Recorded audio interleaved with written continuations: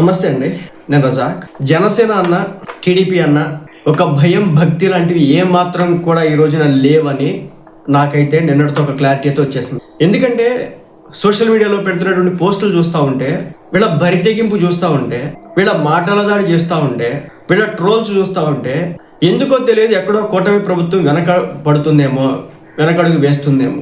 ఇలాంటి ట్రోల్స్ కనుక జగన్మోహన్ రెడ్డి గారి మీద వచ్చినా, ఇలాంటి ట్రోల్స్ కనుక వైసీపీ పార్టీ మీద వచ్చి ఉంటే కనుక ఈ పార్టీకి ఊరికి చురికిచ్చి కొట్టేటోళ్ళు.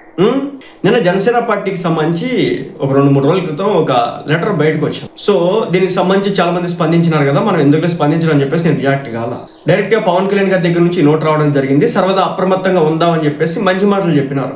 అనవసర వివాదాల్లోకి దూరొద్దు, అక్రమ సంబంధాలకు సంబంధించినటువంటి విషయాల్లో తలలు దూర్చొద్దు, మీ పని మీరు చూసుకోండి అనే విధంగా పవన్ కళ్యాణ్ గారి దగ్గర నుంచి ఒక లెటర్ వస్తే, దాని మీద తెలంగాణకి సంబంధించి తెలంగాణ రాజకీయాలు చూసుకునేటటువంటి, తెలంగాణ ప్రాంతంలో ఉన్నటువంటి, తెలంగాణ జీవనగా ఉన్నటువంటి వాళ్ళు తెలుగు స్క్రైబ్ అని చెప్పేసి ఒకటి ఉంటుంది అనమాట ట్విట్టర్లో.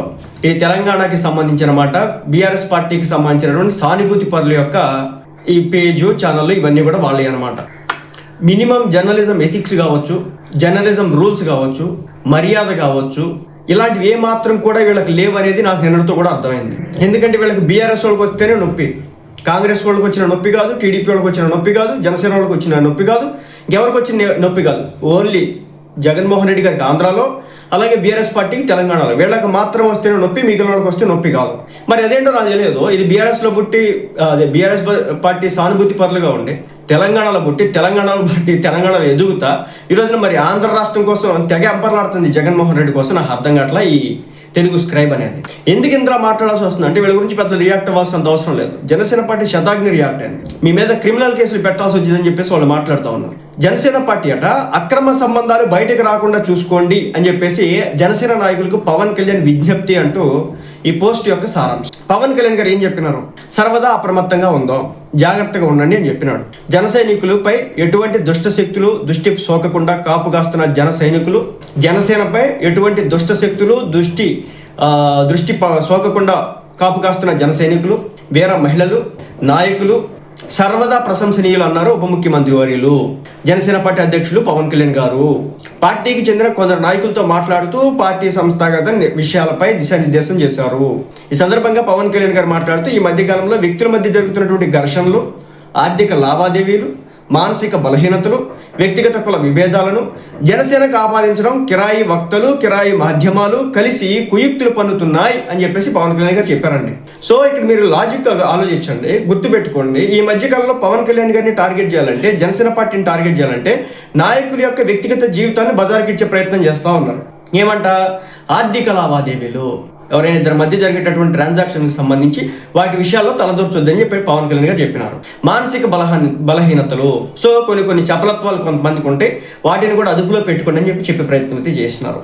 అలాగే ఘర్షణలు, ఎవరైనా కొట్లాడుకుంటే వాటి మధ్యలో మీరు దూరకుండా ఉండండి అని చెప్పినాడు.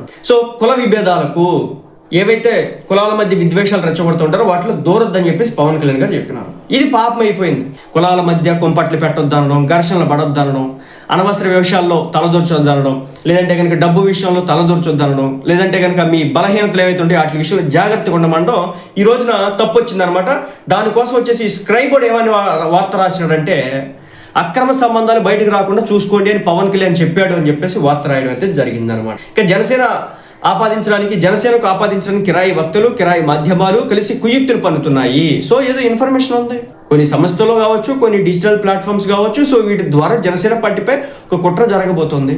రాబో రోజుల్లో భయంకరంగా జనసేన పార్టీ మీద దుమ్మెత్తబోతున్నారు అనేది ముందస్తుగా జనసేన పార్టీ కార్యకర్తలకు పవన్ కళ్యాణ్ గారు ఇచ్చినటువంటి ఒక సూచన. ఈ సూచనలు ఎక్కడ తప్పు ఉంది, ఎక్కడ తప్పు చేసినారు నాకైతే అర్థం కాలేదు. ప్రజా ప్రయోజనాల దృష్ట్యా ఇటువంటి అలాగే ముఖ్యంగా వివాహేతర సంబంధాల రచ్చను కూడా పార్టీపై రుద్దాలని మార్గాలను అన్వేషిస్తున్నాయి. మరి ఎవరికో ఎన్నో బొక్కలు ఉంటాయి, ప్రతి వ్యక్తిగత జీవితంలో ఏదో బొక్క ఉంటుంది, దాన్ని తీసుకొచ్చి పార్టీ మీద రుద్దే ప్రయత్నం చేస్తూ ఉన్నారు. ఇలాంటి విషయాల్లో జాగ్రత్తగా ఉండండి, మాకేదో సోర్స్ వచ్చింది అని చెప్పేసి జనసేన పార్టీ నాయకులందరూ కూడా చెప్పాడు పవన్ కళ్యాణ్ గారు. అరే నాయన, మీకున్నటువంటి బలహీనతలు ఏవైతే ఉంటాయో వాటి విషయంలో కొంచెం జాగ్రత్తగా ఉండండి అని చెప్పి. ప్రజా ప్రయోజనాల దృష్ట్యా ఇటువంటి ప్రచారాలను మనం తీవ్రంగా ఖండించవలసి ఉంది. రాజ్యాంగబద్ధంగా ప్రజాసేవ పరమావధిగా జనసేన ప్రయాణం అప్రతిహతంగా కొనసాగుతుంది. కేవలం మన జనసేన పార్టీ అనేది ప్రజల కోసం మాత్రమే పనిచేస్తుంది తప్ప వేరే ఉద్దేశాలు మనకు లేవని చెప్పేసి పవన్ కళ్యాణ్ గారు ఇంత క్లియర్గా చెప్తే, ఈ రోజున దీనికి ఒక అక్రమ సంబంధాలు అంటగట్టి జనసేన నాయకులు అక్రమ సంబంధాలు బయటికి రాకుండా చూసుకోవాలి అని చెప్పేసి ఈ పనికిమాలినోడు వార్త రాసినాడు. ఈ దిక్కుమాల సన్నాసుడు. ప్రజాసేవ పరమావధిగా జనసేన ప్రయాణం అప్రతిహతంగా కొనసాగుతుంది. ఈ ప్రయాణంలో తోడు నీడుగా ఉన్నటువంటి జనసేన శ్రేణులకు నా కృతజ్ఞతలు అని చెప్పేసి పవన్ కళ్యాణ్ గారు చెప్పారు. అన్ని వేళ మనం అప్రమత్తంగా ఉండాలని సూచించారు. ఏం లేదండి, జనసేన మీద ఇప్పటి నుంచి ఘర్షణల విషయాల్లో, మనీల విషయాల్లో, డబ్బుల విషయంలో, అలాగే కులాల విషయాల్లో, మతాల విషయాల్లో, వర్గాల విషయాల్లో, సంబంధాలు అన్నింటిలో తలదూరుస్తారు, జాగ్రత్తగా ఉండమని చెప్పినారు. దీన్ని పట్టుకొని అక్రమ సంబంధాలు బయటికి రాకుండా చూసుకోండి, పవన్ కళ్యాణ్ జనసేన పార్టీ నాయకులు విజ్ఞప్తి చేసినాడని చెప్పేసి రోత వార్తలు ప్రచారం చేస్తున్నటువంటి పరిస్థితి. మరి ఇలాంటి రోత జర్నలిజాన్ని ఏమనాలా? వీళ్ళకి మినిమం ఎథిక్స్ ఉండదు, వీళ్ళకి బుద్ధి బుర్ర ఉండదు. వీడికి ఎక్కడైనా బీఆర్ఎస్ పార్టీని ఎత్తికెత్తుకుంటే చాలు, వాళ్ళని నెత్తికెత్తుకుంటారు అన్నమాట. అయినా మా ఆంధ్ర మీద ఏడుపు నాకు అర్థం కాదు. మన ఆంధ్ర రాష్ట్రం మీద, మన ఆంధ్ర పార్టీల మీద ఏడుపులు ఏంటో మాకు అర్థం కాదు. ఇది ఎందుకు అక్కడ రాజకీయాలు సాలట్లేదే వీళ్ళకి, మన మీద చేడుస్తూ ఉంటారు. పైపై చూస్తే ఆంధ్ర వాడు వచ్చి తెలంగాణలో బతుకుతాం, మరి వీడు మాత్రం ఆంధ్ర మీద బతుకుతూ ఉంటాడు. ఈ తెలుగు స్క్రైబ్ అనేవాడు. అది పరిస్థితి. వీళ్ళ బతుకులు ఇవి.